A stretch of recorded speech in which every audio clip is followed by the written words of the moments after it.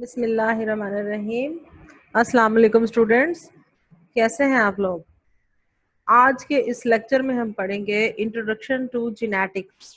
इसमें very basic concepts of genetics के देखेंगे, टर्मिनोलॉजीज देखेंगे। वेरी वेरी बेसिक लेक्चर है और आज के इस लेक्चर में हम लर्न करेंगे कंसेप्ट ऑफ जेनेटिक्स और मेंडल जो है फादर ऑफ जेनेटिक्स जो है इनका थोड़ा सा introduction and rediscovery of Mendelian concepts, modern branches of genetics, terminologies जो है जेनेटिक्स में मोस्टली यूज होती हैं, जैसे जीन है, what is gene, what is an allele and locus and plural form में कहेंगे तो लोसाई बोलेंगे। डोमिनेंट एंड रिसेसिव अलील्स क्या हैं, जीनोटाइप्स एंड फिनोटाइप्स क्या हैं, होमोजाइगस एंड हेट्रोजाइगस में डिफरेंस क्या है, हाइब्रिडाइजेशन क्या है, मोनोहाइब्रिड एंड डाईहाइब्रिड क्रॉसेस क्या होते हैं, F1 एंड F2 जनरेशंस क्या हैं, test cross and back cross क्या होते हैं। अच्छा, अब जेनेटिक्स का तो मेरा ख्याल है सारे फेमिलियर होंगे। जेनेटिक्स की जो है ना टर्म जो है व्हाट इज जेनेटिक्स। हाँ जी, तो इसमें क्या है कि the study of heredity and variation of inherited characters को हम जेनेटिक्स बोलेंगे। यानी इसमें टू वर्ड्स को आपने याद रखना है, हेरिडिटी एंड वेरिएशंस की स्टडी को हम जेनेटिक्स बोलेंगे। अब हेरिडिटी क्या है, विरासत क्या है। Heredity is the tendency of offsprings to resemble with their parents. अब जो टेंडेंसी है प्रोजनी की, ऑफस्प्रिंग की, अपने पेरेंट्स से किस तरह रिजेम्बलेंस कितनी है, वो उसको हम हेरिडिटी बोलेंगे। और जो वेरिएशन है, tendency of offsprings to vary from their parents, इसको हम वेरिएशन बोलेंगे। अगर हम दोनों वर्ड्स को क्वाइन करें तो हमारे पास जो है जेनेटिक की डेफिनेशन आ जाती है, the study of heredity and variation. ठीक है, जेनेटिक्स की एक और प्रिसाइज डेफिनेशन देखते हैं। Genetics is the field of science that examines how traits are passed from one generation to the next, blueprint of life। यानी जेनेटिक्स ऐसा है फील्ड साइंस का जिसमें हम स्टडी करते हैं कि किस तरह ट्रेड्स और जीन्स एक जनरेशन से जो है दूसरी जनरेशन में जो ट्रांसमिट होते हैं। एंड ऑर्गेनिजम्स जीन्स, अब एक ऑर्गेनिज्म जीनोम कह लें, उसके snippets of DNA that are the fundamental units of heredity control how it looks, behaves and reproduces। यानी कि एक ऑर्गेनिज्म का जीनोम है, उसके जो सेगमेंट ऑफ डीएनए है, जो उनकी फंडामेंटल यूनिट्स हैं हेरिडिटी के, जो उसके कंट्रोल करते हैं बिहेवियर को और उसकी आउटकम को, उसको हम जेनेटिक्स बोलेंगे। अब जो हो इसकी मेजर सब डिविजन्स पे जाएं तो जेनेटिक्स की 4 मेजर सब डिविजन्स हैं। One is the classical genetics and second is the molecular genetics, third one is the population genetics and fourth one is the quantitative genetics. अब इनको वन बाय वन थोड़ा सा देखते हैं कि ये क्या है। Classical genetics describes how traits or physical characteristics or physical characters, or we can say genes, are passed along from one generation to another. यानी कि जीन्स जो है वो यानी हेरिडिटी मटेरियल जो है वो किस तरह से एक जनरेशन से दूसरी जनरेशन में ट्रांसफर होता है, इसको क्लासिकल जेनेटिक्स बोलेंगे। और मेंडेलियन जेनेटिक्स जो है ये क्लासिकल जेनेटिक्स है। मोलेकुलर जेनेटिक्स में क्या है, the study of the chemical and physical structure of DNA, RNA and proteins को हम इसमें स्टडी करते हैं। कि फिजिकल जो मोलेकुलर जो है ना स्टडी करते हैं मॉलिक्यूल लेवल पे कि उसकी केमिकल कंपोजिशन क्या है, स्ट्रक्चर क्या है, डीएनए का, आरएनए एंड प्रोटीन्स वगैरह की स्टडी को हम मोलेकुलर जेनेटिक्स बोलते हैं। पॉपुलेशन जेनेटिक्स में क्या है, टेक्स मेंडेलियन जेनेटिक्स। हमारे पास जो मेंडेलियन ये क्लासिकल जेनेटिक्स से जो डेटा आता है उसमें हम क्या करते हैं, उसी उसी की बेस पे हम ह्यूज पॉपुलेशंस को स्टडी कर लेते हैं ग्रुप्स में ना। तो हमारे पास ह्यूज डाटा जनरेट होता है, उसमें हम पेडिग्री बना लेते हैं डिफरेंट फैमिलीज की, तो उसको हम बोलते हैं population genetics. takes Mendelian genetics, that is the genetics of individual families, and ramps it up to look at the genetic makeup of larger groups. वही वाली बात कि पॉपुलेशन जेनेटिक पॉपुलेशन की स्टडी करते हैं, फैमिलीज की पेडिग्री बना लेते हैं, उसमें हमारे पास एक डेटा आ जाता है। और देन जो क्वांटिटेटिव जेनेटिक्स क्या है, a highly mathematical field that examines the statistical relationship between genes and the traits they encode. यानी कि आपके पास देखें ह्यूज डाटा आ गया जेनेटिक्स का। अब आप सोचें कि उसके नाम से ही क्वांटिटेटिव, यानी कि उसकी कोई मैयर एग्जैक्ट क्वांटिटी, उसकी मेजरमेंट, मैथमेटिकल फील्ड है ये।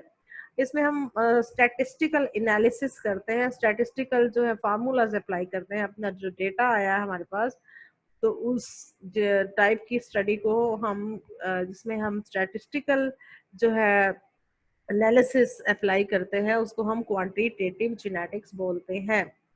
अब जो है ग्रेगर मैंडल का जो पीरियड था वो 1822 से 1884, 19th century, he was known as father of modern, he is known as the father of modern genetics, यानी तो हमारी जो मॉडर्न जेनेटिक्स है उसका फादर बोलते हैं, बिकॉज जितनी उस बेस उसने एक बेस प्रोवाइड की है, एक जो हमारे पास बेसिक हमारे पास एक स्टडी की जो है, जो क्या बोलते हैं, एक बेस लाइन स्टडी बोलते हैं, उसी से लेके हम जो नेक्स्ट सारे जो है कॉम्प्लिकेटेड प्रोसेसेस में और जो कुछ वेरिएशन फ्यू वेरिएशंस में आए हैं, लेकिन जो है ना उस मेंडेलियन जेनेटिक्स ही सारी दुनिया में फॉलो की जाती है, स्टडी की जाती है और एक्सेप्ट की जाती है, और उसी की बेस पे हम थोड़े बहुत वेरिएशन के साथ उसी की मतलब पाइनियर है। ये देखिए ना, modern concept of genetics took birth from his pioneering. अच्छा, अब he was an Austrian monk in Brunn. अब वो ऑस्ट्रिया से बिलोंग करता था, ये रेजिडेंट था ऑस्ट्रिया का। ब्रॉन कोई lower side of the Austria था, और लोअर एरियाज ऑस्ट्रिया के जब विलेज टाइप एरिया से बिलोंग करता था। His works were on Pisum sativum garden pea. Pisum sativum उसका botanical scientific name है peas का, garden pea का। और his period of study was 1856 to 1864। ये जो पाइजम सेटिवम की स्टडी की थी ना गार्डन पी की, उसने 1856 से लेके 1864 तक इसको स्टडी किया था, एक्सपेरिमेंट कंडक्ट किए थे। फिर उसने अपना काम जो पब्लिश किया था एक कॉन्फ्रेंस प्रोसीडिंग में, एनुअल जो होती थी उधर जो है ना ब्रॉन में ही 1866 में हुई। उसका टाइटल था proceedings of the natural history society of Brunn. अब उसने इस कॉन्फ्रेंस में अपना काम जो है प्रेजेंट किया था। उसकी जो पब्लिकेशन थी उसका उसने टाइटल रखा था experiments in plant hybridization. Experiments in plants hybridization जो है ना, इसका उसने पब्लिकेशन का टाइटल रखा था। अच्छा, मेंडल की जब डेथ होगी तो उसके बाद जो उसकी स्टडीज जो है ना 34 ईयर्स तक जो है वो मतलब उसको ना किसी ने एनोनिमस ही रही, कोई मतलब उसका ना remains in a dark period we can say, कि उसका एनोनिमस ही रहा। उसके बाद जो है डिफरेंट साइंटिस्ट ने उसके ही काम को रिडिस्कवर किया, उसी को ही दोबारा प्रूव किया।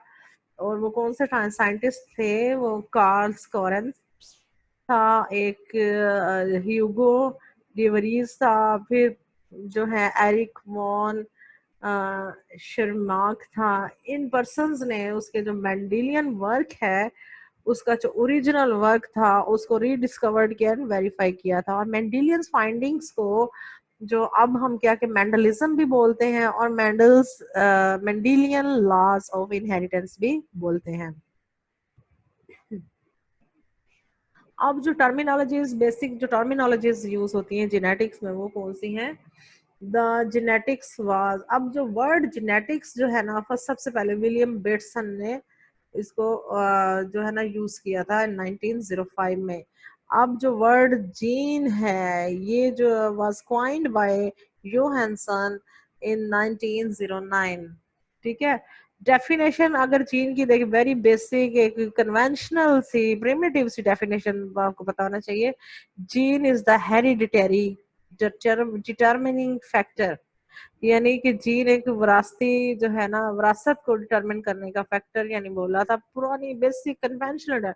अब इसकी मोर प्रिसाइज डेफिनेशन की तरफ आते हैं। Gene consist of a segment continuous segment of जी, यानी कि आप यूं कह सकते हैं a segment of DNA that codes for a particular protein, कि एक डीएनए का सेगमेंट है, यानी क्रोमोसोम के अंदर जो जीन्स हैं, जीन में अब एक पर्टिकुलर जो है ना डीएनए का जो सेगमेंट है जिस जो फंक्शनल है, एक फंक्शनल प्रोटीन बना रहा है, तो उसको हम जीन बोलेंगे।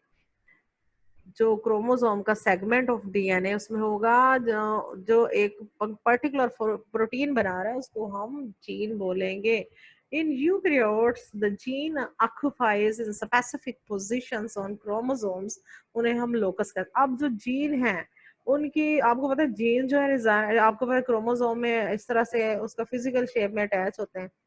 अब जो एक पोजीशन पे किसी एक पर्टिकुलर पोजीशन क्रोमोसोम की के ऊपर कोई जीन अगर प्रेजेंट है, एक segment of DNA that codes for a particular protein present है, तो उसको हम क्या बोलेंगे, उस पोजीशन को हम लोकस बोलेंगे और प्लूरल फॉर्म में इसको लोसाई बोलेंगे। ये देखें क्रोमोसोम है, ये डीएनए और ये इसका एक पर्टिकुलर सेगमेंट है जिसको हम एक जो है ना सेगमेंट ऑफ डीएनए जिसको code for a particular protein, उसको हम जीन बोल रहे हैं। अच्छा, एलील क्या है? अलील क्या है? अलील कोई डिफरेंट चीज है या एक ही चीज है? जीन और अलील कोई मुख्तलिफ मुख्तलिफ चीजें हैं जी। अलील अब जीन ही की अल्टरनेटिव फॉर्म है, अल्टरनेटिव और we can say variant of a gene, यानी जीन ही है, अब उसकी डिफरेंट उसकी फॉर्म्स हैं, ठीक है, उसको हम एलील बोलेंगे, इसको एलीलोमॉर्फ भी कहते हैं। द डेफिनेशन एलील की देखी जाए आर दे एलील्स, आपको अल्टरनेटिव मुतबादल, यानी कि जैसे कहते हैं ना कि उसकी मुतबादल है, उसकी उसकी जगह पे अगर कोई सेम पोजीशन पे, आप अभी आपको क्लियर होता है ये कंसेप्ट, इसको देख लें इसकी डेफिनेशन पहले। Alleles are alternative forms of a gene which occupy identical loci on homologous chromosomes, यानी कि होमोलगस क्रोमोसोम है, ये देखें उसमें जो है एक जो है ना एक लोकस, लोकस यानी पोजीशन उसकी सेम है बट उनकी डिफरेंट फॉर्म्स है, मे बी सीक्वेंस डिफरेंस है या कोई भी उसमें डिफरेंस है तो उसका फंक्शन भी डिफरेंट होगा। यानी कि एक जीन फॉर एग्जांपल जीन है एक फ्लावर के कलर को कंट्रोल करने के लिए एक जीन है, अब उसमें अगर कोई वेरिएंट है, उसमें कोई वेरिएशन है, उसकी कोई अल्टरनेटिव फॉर्म है लेकिन सेम पोजीशन पे है, तो अब उसका क्या है, उसका इफेक्ट भी डिफरेंट होगा। अब देखें कि इस लोकस पे इस क्रोमोसोम होमोलगस क्रोमोसोम के लोसाई पे सेम जीन्स हैं बट उनकी डिफरेंट फॉर्म्स हैं, तो ये देखें इस जो है ना पोजीशन पे ये जो ये वाला जीन है ये पर्पल का फ्लावर को प्रोड्यूस कर रहा है और सेम पोजीशन पे दूसरा जो अल्टरनेटिव उसका अलील है वो जो है वाइट फ्लावर की प्रोडक्शन कर रहा है। अब एलील्स जो है ना control the contrasting characters of same trade, यानी एक जीन है उसके कैरेक्टर्स वो डिफरेंट, आपको पता है एलील की उसकी टू डिफरेंट फॉर्म्स भी हो सकती हैं एक जीन की और मैनी फॉर्म्स भी होती है, जैसे मल्टीपल एलील्स भी बोलते हैं। Usually alleles exist in two different forms, में डोमिनेंट एलील्स भी आते हैं, जैसे आगे इसको फर्दर क्लैरिटी करते हैं डायग्रामेटिकली।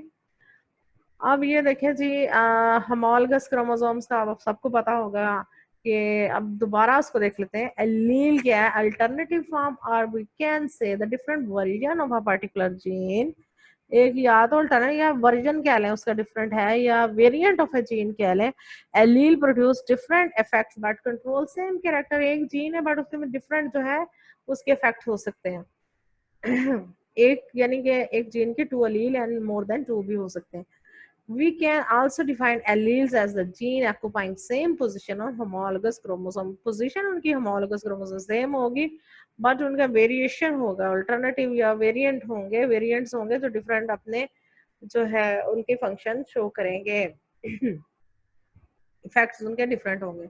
अब होमोलगस क्रोमोसोम्स क्या है, या पहले भी आपको पता है क्रोमोसोम्स दैट बी आइडेंटिकल, जो आइडेंटिकल इन शेप है, साइज है, सेंट्रोमियर की पोजीशन है, arrangement, of genes, but they may or may not carry identical alleles of each gene. अब क्रोमोसोम में ये देखें कि आइडेंटिकल हैं होंगे शेप, साइज, सेंट्रोमियर की पोजीशन, अरेंजमेंट ऑफ जीन्स, यानी कि अगर ये देखें एक दो तीन चार पाँच छह जीन इसमें है तो उसमें भी सेम है, ठीक है। बट उसमें क्या है कि एलील्स जो हैं ये मे और मे नॉट कैरी, अब जरूरी नहीं है कि एलील्स भी सेम हो, ये वेरिएंट हो सकते हैं। अगर देखें इस तरह के एलील है, एक जीन है इसका, ये दो अलील है, ये यानी कि इसका एलीलिक फॉर्म है, एक जो है ना इसका डोमिनेंट जो है, एक जो है क्रोमोसोम पे और दूसरे सेम पोजीशन पे इसका रिसेसिव फॉर्म है, तो इसको हेटेरोजाइगस एलील बोलेंगे। अब ये कि इस कंडीशन में देखें कि ये एलील जो है ये होमोजाइगस रिसेसिव है, इधर भी होमो सेम एक जैसे एलील हैं दोनों क्रोमोसोम्स के ऊपर, तो ये होमोजाइगस रिसेसिव एलील। इस तरह अगर यहाँ पे एलील देखें तो ये होमोजाइगस डोमिनेंट एलील्स हैं। अगर हम बात करें ये जीन की, ये और इसकी, तो ये एलील्स हैं, ये जो है डिफरेंट जीन्स के एलील है। अगर हम इस तरह से बात करें, ये सेम पोजीशन, ये जैसे ले ये, तो ये सेम जीन के टू डिफरेंट एलील्स हैं, ये सेम जीन के टू डिफरेंट एलील्स हैं। अगर इस तरह से बात की, और ये डिफरेंट जीन्स के एलील हैं, ठीक है। ये इस तरह से आपको क्लियर हुआ होगा कंसेप्ट के एलील्स क्या है, किस तरह से क्रोमोसोम्स पे प्रेजेंट होते हैं, बट सेम पोजीशन होती है, होमोलॉगस क्रोमोसोम्स पे प्रेजेंट होते हैं, और जो है ना मे बी के डिफरेंट भी हो सकते हैं, हेटेरोजाइगस हो सकते हैं, होमोजाइगस कंडीशन में हो सकते हैं, और इस तरह से अरेंज होते हैं। अब डोमिनेंट एंड रिसेसिव एलील्स क्या हैं? Dominant alleles will always express, आपको पता है जो एक्सप्रेस हो रहे हैं, डोमिनेट कर रहे हैं, सप्रेस कर रहे हैं अदर जो है ना एलील की एक्सप्रेशन को, तो उसको हम डोमिनेंट एलील बोलेंगे। Recessive allele will express only in the absence of dominant, यानी कि in the absence of dominant allele में ही ये एक्सप्रेशन अपनी देंगे। डोमिनेंट एलील्स, ये वही वाली बात, मास मैस और suppress the expression of recessive allele के, उसको डोमिनेंट जो है वो मास्क कर रहा है या सप्रेस कर रहा है, जो एक्सप्रेशन है रिसेसिव एलील की उसको हम बोलेंगे। Dominant alleles are classically symbolized with capital letter. अब आपको पता है कि हम जो डोमिनेंट एलील है उनको कैपिटल लेटर्स से शो करते हैं, और जो रिसेसिव एलील्स हैं उन्हें स्मॉल लेटर्स के साथ करते हैं। फॉर एग्जांपल ये ट्रेट है या वी कैन से जीन है, हाइट को कंट्रोल करता है।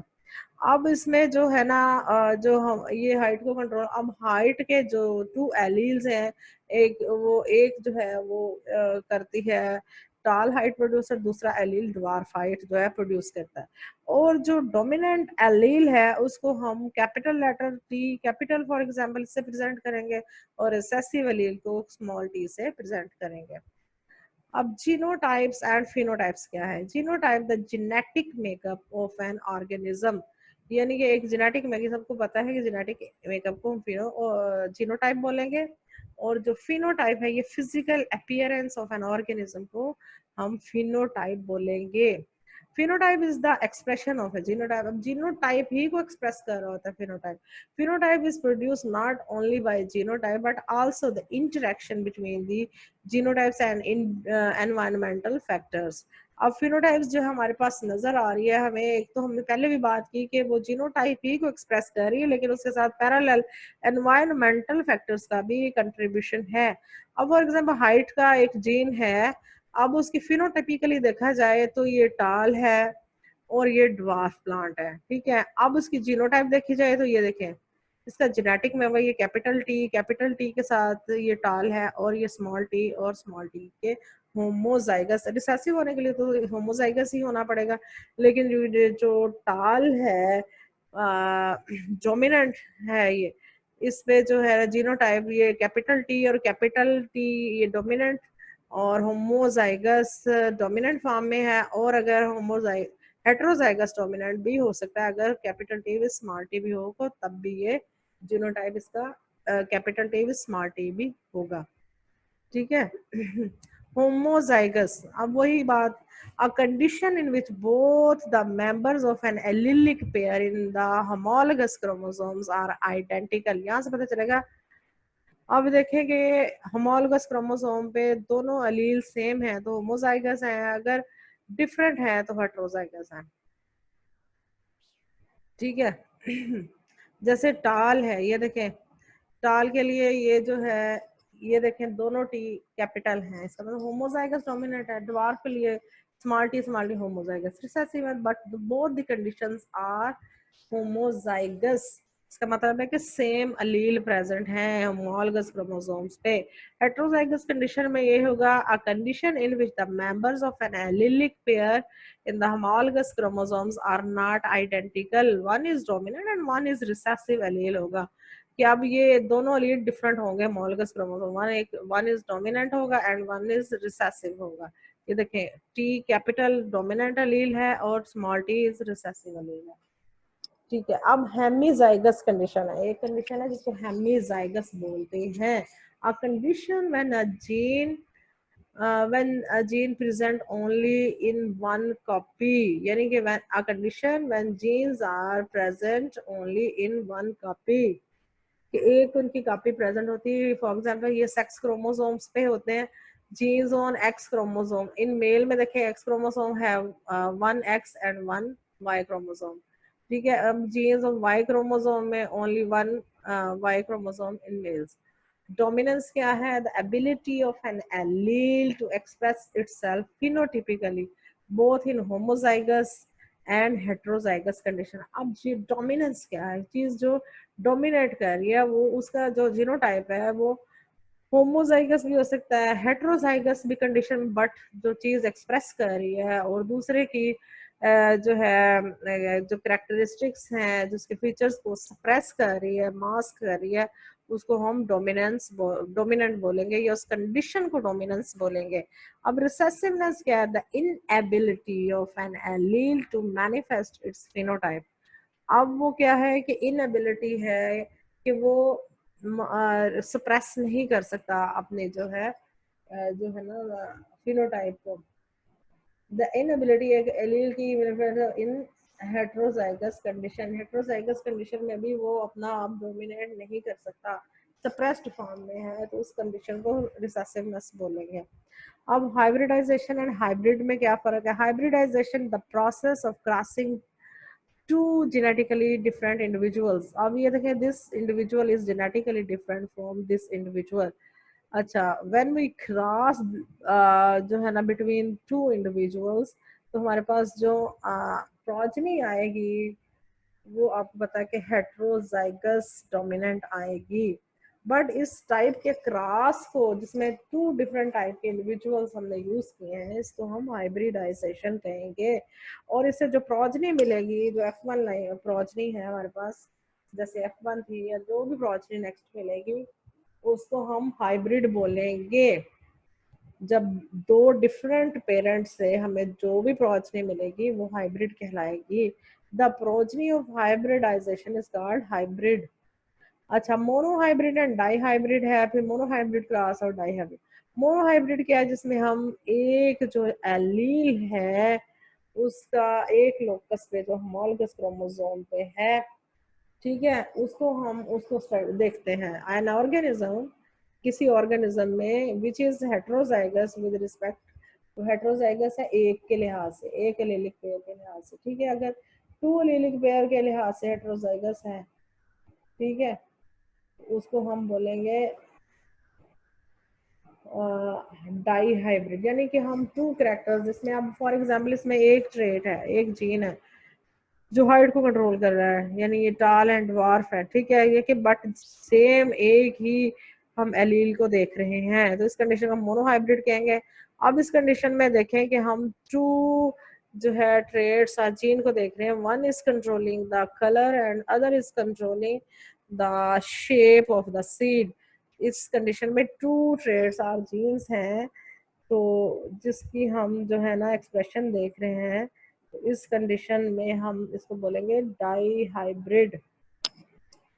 ठीक है, अब मोनोहाइब्रिड क्रॉस क्या है, इसमें वही बात आ गई कि वो जो आपने अगर एक ट्रेड को यूज किया है क्रॉस में तो वो हमारे पास मोनोहाइब्रिड, और अगर टू आपने जो ट्रेड्स और गेम्स को यूज किया है उनके उनके इफेक्ट देखे हैं तो वो डाई हाइब्रिड होगा। ठीक है। अब F1 एंड F2 जनरेशन्स क्या हैं।